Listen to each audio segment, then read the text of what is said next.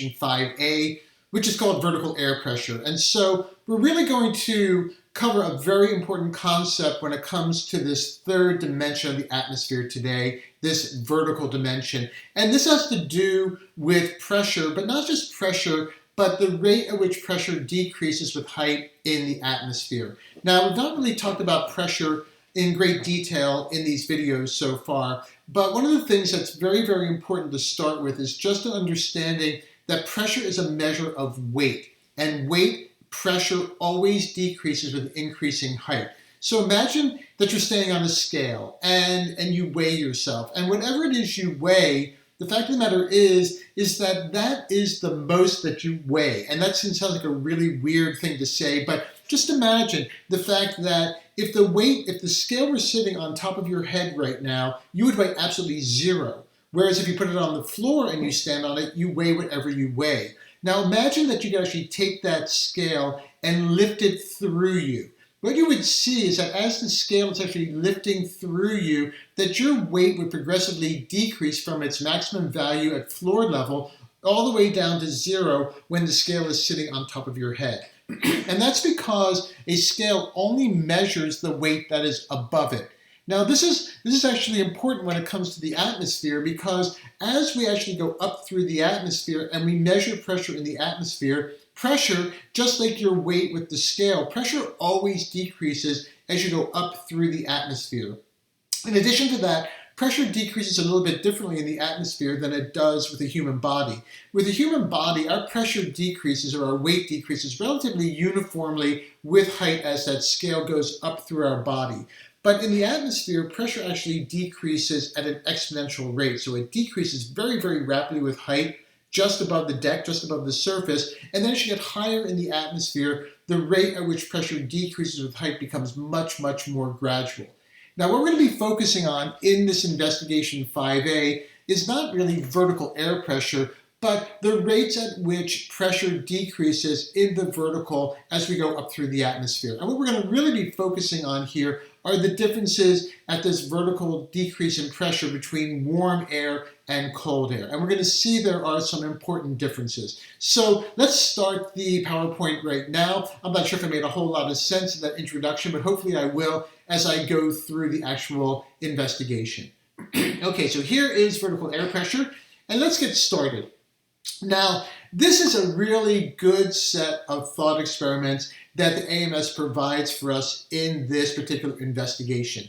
Now, the setup is that we have two blocks, a red block and a blue block, and they're going to be sitting next to each other on a tabletop. Now, what you need to know about each block is that both blocks weigh exactly the same. So their weight is exactly the same. However, as you can see, the volume occupied by the red block is twice the volume occupied by the blue block. In better words, the blue block is twice as dense as the red block is. So you're cramming all of that mass in the blue block into a much smaller volume than you are in the red block. Now, weight, just like standing on a scale, weight is a measure of what is above where it is you're doing the measurement. So just imagine this tabletop were a scale or a barometer. And let's just assume that the weight of each one of our blocks is just going to be 1. So if you were weighing the red stack, and it's just a stack of one block, and weighing the blue stack, again, just one block, the weight of each stack at the tabletop would just be 1. So this all makes a lot of sense, and I'm going through a lot of detail that you probably don't really need, but you're going to need it as we move through these thought experiments. So just remember, each block has a weight of 1, and that on the tabletop where we're doing the weighing, the weight of each stack is 1. All right, let's go to the next figure in the investigation. And all we're going to do is we're going to add a block to each one of our stacks. So the red stack has 2 blocks, the blue stack has 2 blocks. I wish I could say that well. All right, so remember, each one of these blocks weighs a unit, 1. So if we actually weigh the red stack and the blue stack at tabletop, each of these stacks weighs 2 pounds, 2 kilograms, 2 tons, but it weighs 2 units. So that makes perfect sense. Again, nothing really challenging here. All we're doing is we're adding a block to each stack, and each stack still weighs the same amount at the tabletop.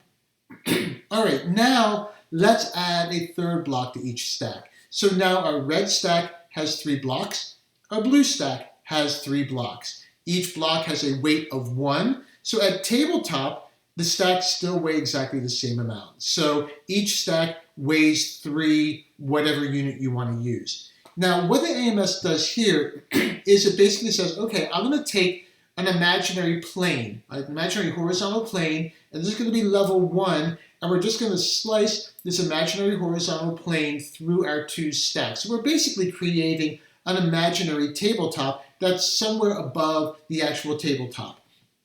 Now, if you weigh the 2 stacks, you see that a difference appears. And the red stack weighs 2, the blue stack weighs 1. So how is it that we actually get this weight difference at level 1 that we don't have at tabletop? Well, this comes down to that density difference. So even though each block, red and blue, weighs 1, remember that the blue block is twice as dense as the red block. So if you're going up through each one of these stacks, what you'll see is that the vertical rate at which weight or pressure decreases in the blue stack is going to be greater than the vertical rate at which pressure or weight decreases in the red stack. And because weight is decreasing more rapidly with height in the blue stack, by the time you get to level 1, it's going to weigh less above than it will in the red stack. In better words, you've gone through more of the blue stack by the time you get to level 1 than you've gone through the red stack. And because weight decreases more gradually with height in the red stack, when you get to level 1, what is above level 1 in the red stack weighs more than what is above level 1 in the blue stack. So this is really, really important. And I just want to stop here and make it clear that the important takeaway at this point in the video is that pressure decreases more rapidly with height in dense air than it does in less dense air. And blue you can kind of think of as cold air, and red you could think of as warm air. So if you're in a column of cold air and you go up to level 1, the pressure at level 1 in the cold air is going to be less than the pressure at level 1 in the warm air. And this is because pressure decreases less rapidly with height in the warm air than it does in the cold air. So this is another one of these videos that you might want to watch more than once just to make sure that you're internalizing this very important concept. Okay, now let's do one more set of blocks. And what we're going to do now is we're going to add 2 more blocks so that each stack has 5 blocks. So we have 5 units in our red stack, we have 5 units in our blue stack. Now again, if you're at tabletop, all you're doing is you're measuring the weight of these 2 stacks and it's going to be identical. So the red stack weighs 5 and the blue stack weighs 5. Now remember that weight decreases more rapidly with height in the blue stack than it does in the red stack. So not surprisingly, when you get to level 1, as we saw in the previous slide, the number of blue blocks above level 1 is going to be less than the number of red blocks above that level. Now, the AMS puts in a second horizontal plane called level 2, and if we continue to go up through our blocks from level 1 to level 2, again, because weight decreases more quickly with height in our blue dense blocks than it does in our red less dense blocks, what you see now is that the weight difference even becomes bigger. So you can see that we only have 1 block remaining above level 2 in the blue and 3 remaining above this level in the red. So as we go up through height in both of these stacks of blocks, the differences become bigger and bigger as you go up through these 2 stacks. Now, let's talk about what this means in terms of if we take a look at the level at the top of each one of our blocks. So what you see just right here, and I'm going to actually do this for all 5 of our levels, but if we just take a look at the level 4, so basically if we just start right here where we have 4 blocks above our 5th red block, this is the altitude at which we have 4 blocks above. If we take a look at our blue stack, you can see that the altitude is less. So both of these stacks from top to this level weigh 4 units. But you can see that in the red stack, this is going to be at a higher altitude than the blue stack, and that's because weight decreases more rapidly with height in the blue stack. Now let's go to 3. In better words, I'm going to draw another diagonal where the weight above in both stacks is going to be 3 units. So here it is. And again, what you see is that the altitude is going to be higher in our red blocks than it is in our blue stack. And again, that's because weight decreases more rapidly with height in our blue stack. And again, this is analogous to cold air. So you can see that the height of 3 in the warm air, red blocks, is higher than the height in the blue blocks, cold air. If we go to 2, and again, this is the level above which we have a weight of 2, right at this level in the red stack, right at this level in the blue stack. So you see that the differences become even bigger. In better words, the diagonals become more pitched as you go up because these differences in the rate at which pressure decreases with height become more accentuated as we go higher up in our stacks. If we go to 1, in better words, at the level at which the red stack weighs 1 and the blue stack weighs 1, you can see we're really getting a large difference in altitudes now. And finally for 0, the top of the red stack is all the way up here and the top of the blue stack is all the way here, and this is where each stack weighs 0. So just going down from the top, 0, each stack weighs 1 on this diagonal, each stack weighs 2 on this diagonal, each stack weighs 3 on this diagonal, each stack weighs 4 on this diagonal, and finally at tabletop, both stacks weigh 5. So the takeaway again is that because the rate at which pressure decreases in the vertical is going to be greater in the more dense blue stack, and again, this is analogous to cold air, that the higher up we go, the more pitched this diagonal is going to become. So for each constant weight value, you're going to get bigger and bigger height differences. Now, what does this mean in terms of pressure and height? Now, in this particular figure, in the investigation, the AMS basically says, consider that you're in Florida on the left-hand side. Consider that you're in New York on the right-hand side. Florida is warm, New York is cold. So instead of looking at blue blocks, which would be analogous to New York, and red blocks, which would be analogous to Florida, let's just consider the difference in which pressure decreases in the vertical over New York, where it's cold, versus Florida, where it's warm. If we assume that surface pressure, sea level pressure, is the same at both locations, so 1,000 millibars is basically at the same altitude at both locations. If we go up over New York, what you see is, not surprisingly, pressure is always going to decrease with height. And you'll see that the pressure decreases relatively rapidly with height over New York relative to Florida. So that as you go up over Florida, as you go up through the atmosphere in Florida, what you see is that the altitude at each one of these pressure levels is going to be higher than it is over New York. And that's simply because the vertical rate of pressure decrease over New York, where it's cold, is going to be greater than the vertical rate at which pressure decreases over Florida, where it's warm. And just like we saw in our previous diagram, the diagonals are going to become more sharp as you go up through the atmosphere. In better words, the differences in altitude for each pressure level are going to become greater and greater as you go up through the atmosphere. Now, if you just consider a particular altitude, and let's just take a look at 4 kilometers right here, because it's a nice altitude where we actually have one of these diagonals crossing. What you see at 4 kilometers is that the pressure over New York is just a touch below 600 millibars. But if we go straight over to Florida, what you see is that the pressure is greater than 600 millibars. So for a constant altitude, the pressure is going to be higher over the warm air than it is over the cold air. And we can see this again really, really well at 10 kilometers. So at 10 kilometers, you can see over New York that the pressure is less than 250 millibars, but over Florida, the pressure is closer to 300 millibars. So again, because pressure falls more rapidly with height over the cold air than it does over the warm air, you see this difference where for a given altitude, the pressure is going to be higher over the warm air than over the cold air. So why is this important? Because when we take a look at upper level maps, and we're going to actually take a look at our first upper air map in a moment.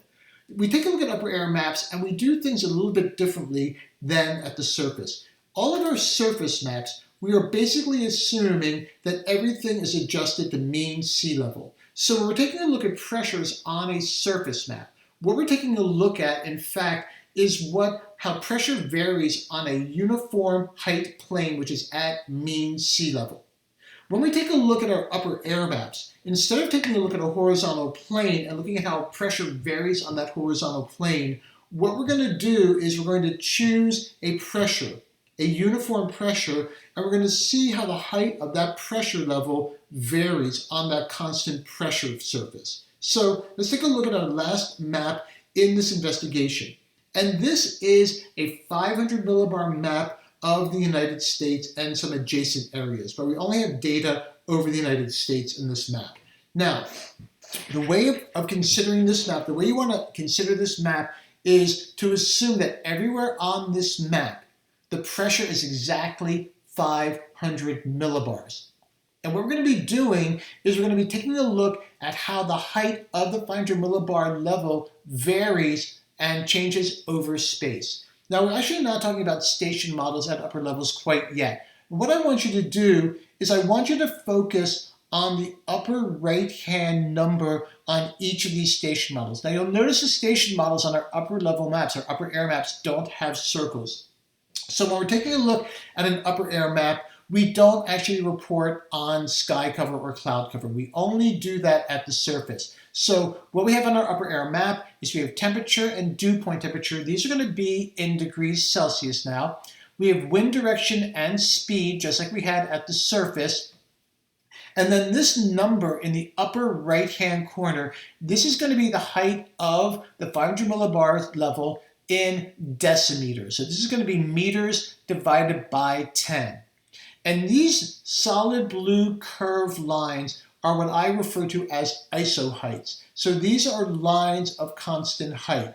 In this particular map, the isoheights are actually given in meters. So you'll see that we basically have everything ending in a 0. And so these are basically somewhere in the mid 5,000s. So basically on this particular map, the lowest valued isoheight is 5,040, I believe it is. And the greatest value is 5,880. But for the actual station models, we basically divide by 10 and report in decimeters. So what you'll see, and this is a really great thing about actually using heights of constant pressure surfaces versus the pressure at sea level when we look at surface maps, is when we look at upper level maps, these heights actually tell us something about the temperature of the atmospheric column between the surface and, in this case, 500 millibars. So the warmer that column of air is, the higher the 500 millibar level is going to be. So not surprisingly, our largest isoheight values are going to be in the south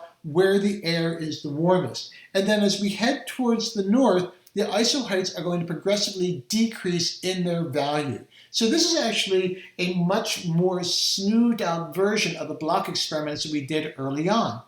As you go further north, the air is going to be colder, so pressure is going to decrease more rapidly with height, and so you're going to actually reach the 500 millibar level at a much lower altitude, and that's what we have here.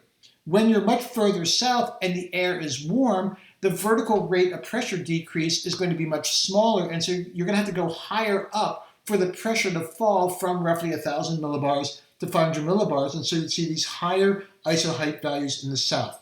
Now, when you take a look at the surface, you can have high pressure and low pressure basically anywhere on the map. You can have high pressure way up in Canada, and you can have low pressure in the middle of a hurricane in the tropics. But this relationship that we have at upper levels, it doesn't exist at the surface, and we have this great relationship at upper levels. And this is why we use heights of constant pressure surfaces when we're looking at our upper air maps. So you're going to be asked to compare, going back to Florida and New York, you're going to be asked to compare the station model, and I believe it's for Jacksonville, Florida, versus the station model for Long Island, New York. And I've squared both of them, and here's Jacksonville, here's Long Island. And of course, these numbers can be a little bit difficult to read And you're going to be asked basically to compare the heights of the 500 millibar level at both Florida and New York and to explain why these values are different. And of course, we've talked about that quite a bit. I also just want to note, although it's not mentioned in the investigation, that if you take a look at the winds, if you take a look at these winds of 500 millibars, you begin to see pennants popping up.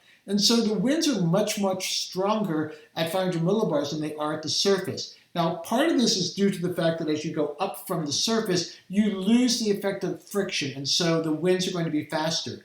But also, if you take a look at our last diagram where I actually showed those diagonals are actually proportional to the magnitude of the pressure gradient. And so the more pitched those diagonals are, the greater the pressure gradient for a pressure level are going to be. And so the pressure gradient at 500 millibars actually is much larger than it is at the surface. And as a result of that, we have stronger winds at 500 millibars than we do at the surface.